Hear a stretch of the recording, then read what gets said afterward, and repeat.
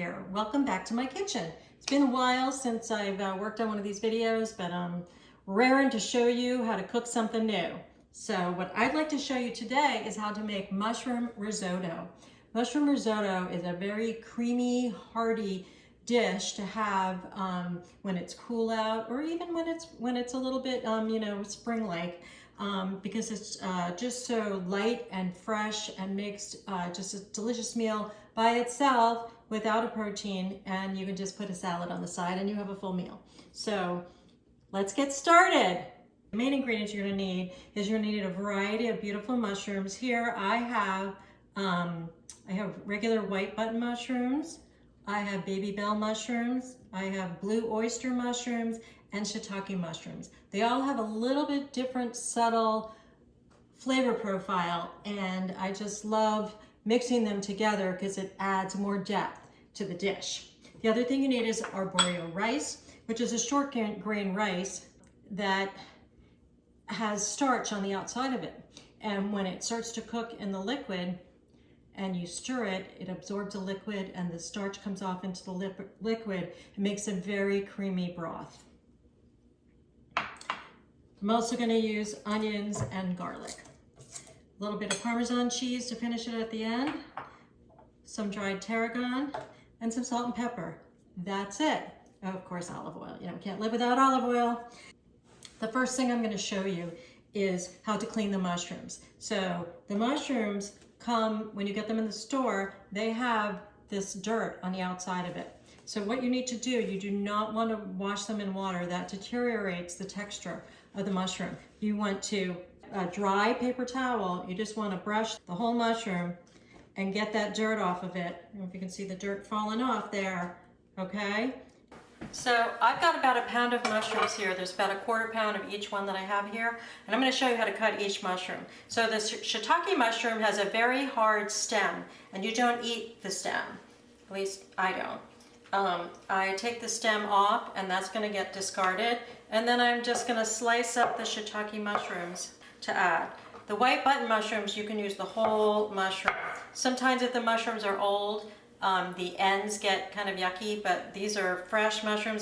The baby bells, they also are just like the white button.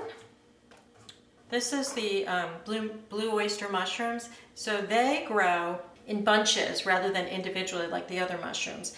And so they need to be separated by cutting off this bottom part. They're very delicate. So you want to just separate them. And you can eat the stems on these. So the only stems I don't eat are the shiitake mushroom stems. And then you can just cut these into some nice pieces.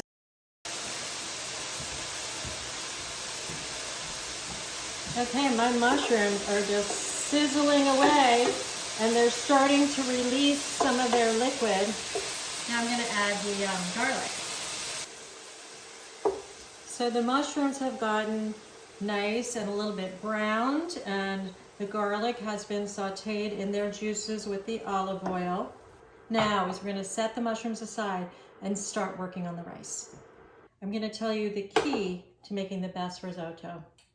Saute the onions and get them a little bit translucent in the olive oil.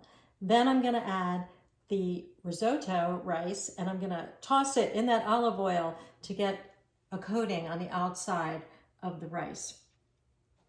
Once we've done that, we're going to start adding our broth.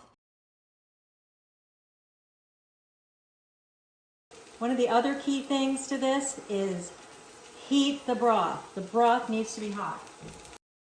And I'm going to add one ladle at a time. Now, the thing about arborio rice, which is completely different than cooking any other kind of rice, is that you cook it uncovered. And you add liquid in small amounts, a ladle at a time, and let the rice absorb it so that the starch on the outside of the rice gets incorporated into the broth. And that's how it gets so creamy. So you can't rush this. You can't do it in a rice cooker. You got to do it here. Okay, so my risotto has been cooking for about half an hour on the stove. You can see that the grains of rice are getting kind of plump, and each time I'm adding the hot broth, it's getting absorbed and making this kind of creamy texture that's in here. Now, you might not need to use the entire 6 cups of broth.